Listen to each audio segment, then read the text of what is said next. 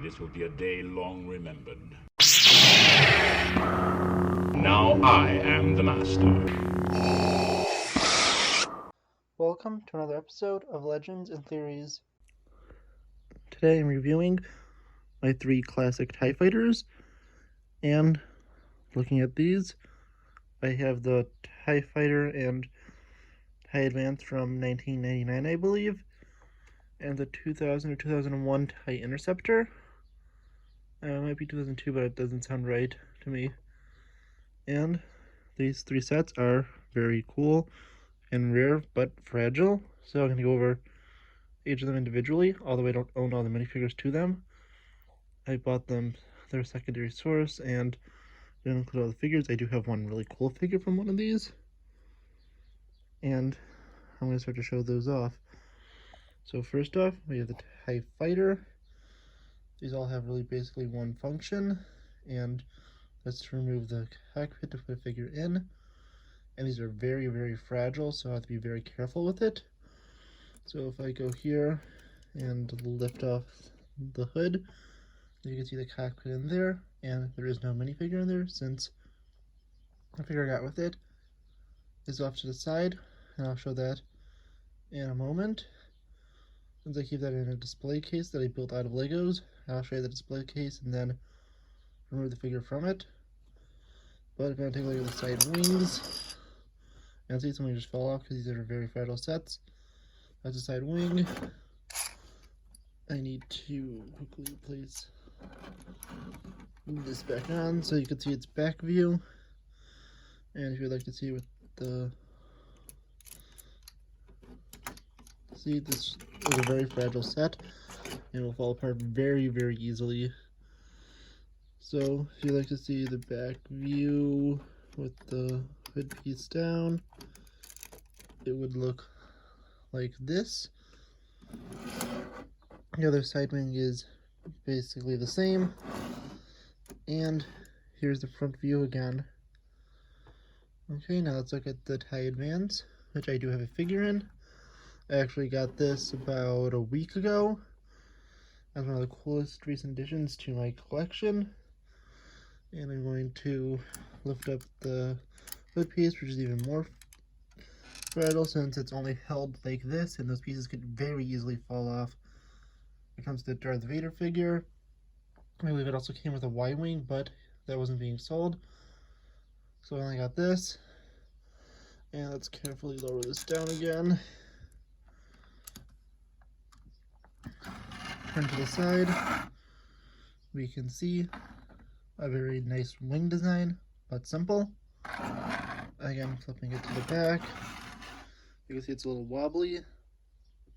You can see this backside, which is very impressive. Nothing much on the bottom. Coming again to the side, you can see the same side wing.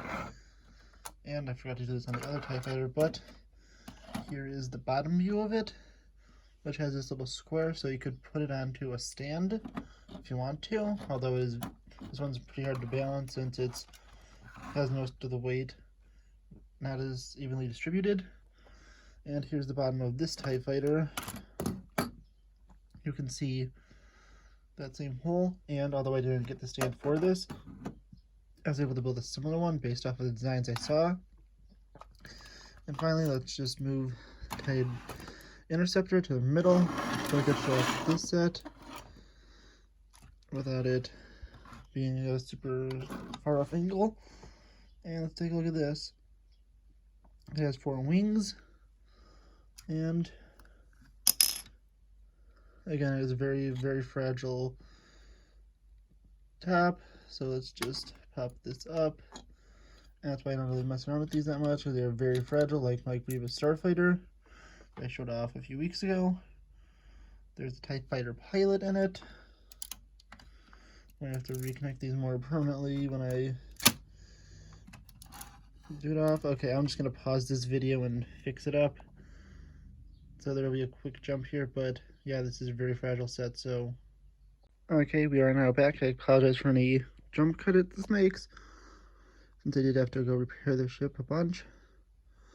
But if we take a look at the side, view, we see these very nice designed wings, nice gap in the middle, and you can see some of the laser cannons on the side.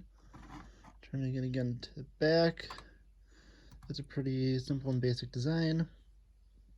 And finally to the side, we turn it one last time, and you can see the same wing design. Finally turning it back to the center, you see it once again. And now let's take a look at the figures I did get from these. So I'll be again lifting this cockpit up, taking out the Darth Vader, and fixing Vader's legs. Let's put him back up behind the camera and place him in here. I'll correct him in a second. Again, let's take this guy out, which is the old-fashioned TIE Fighter pilot. Try to set him up normally.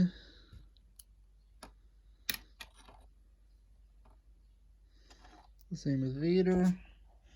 And we can look a little more closely at these two before I go to that last figure I was telling you about.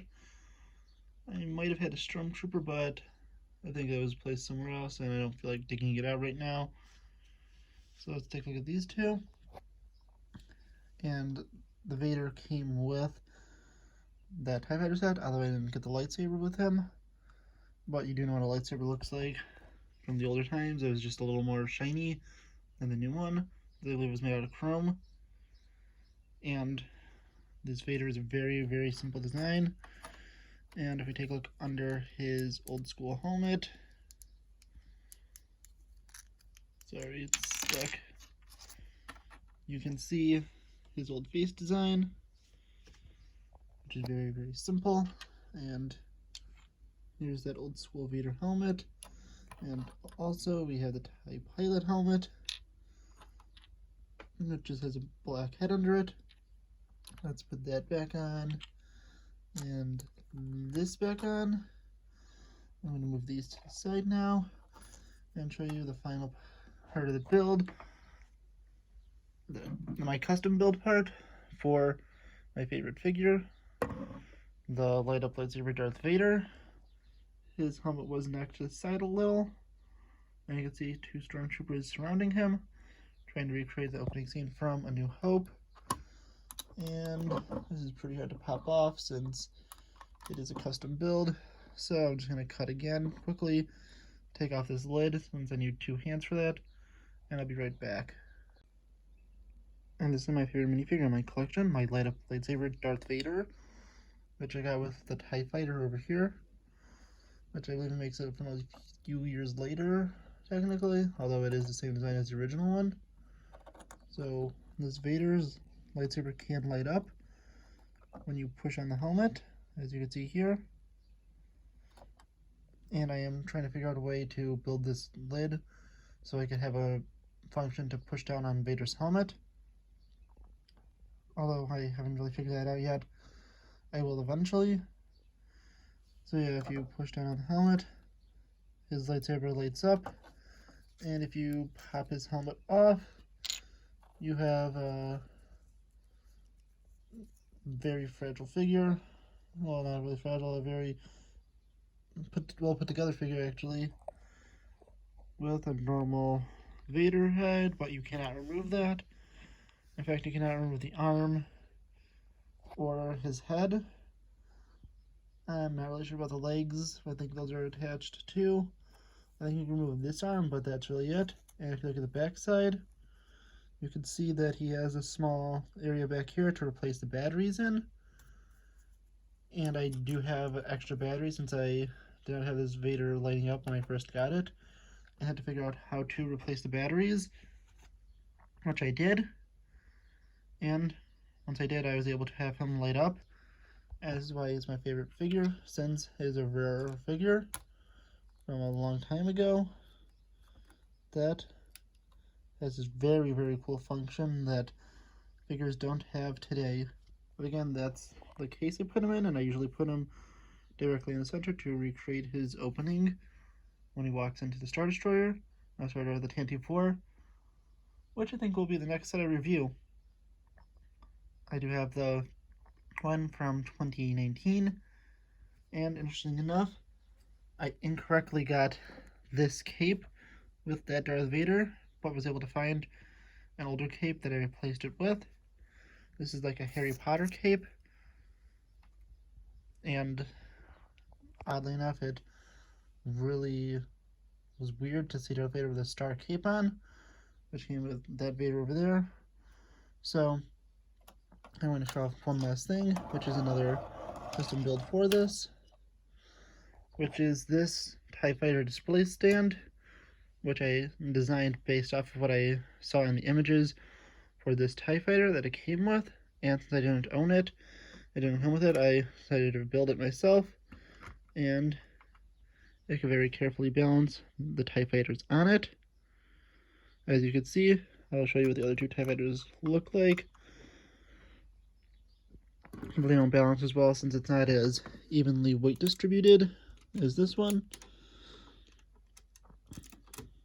Picking up the TIE Advance, this is probably the most hard to balance one, since the weight is so weirdly distributed on this. But let's take that off and finally grab the Interceptor, which I'm just going to put the pilot back in since that one's really annoying when it falls apart. So let's do that quickly.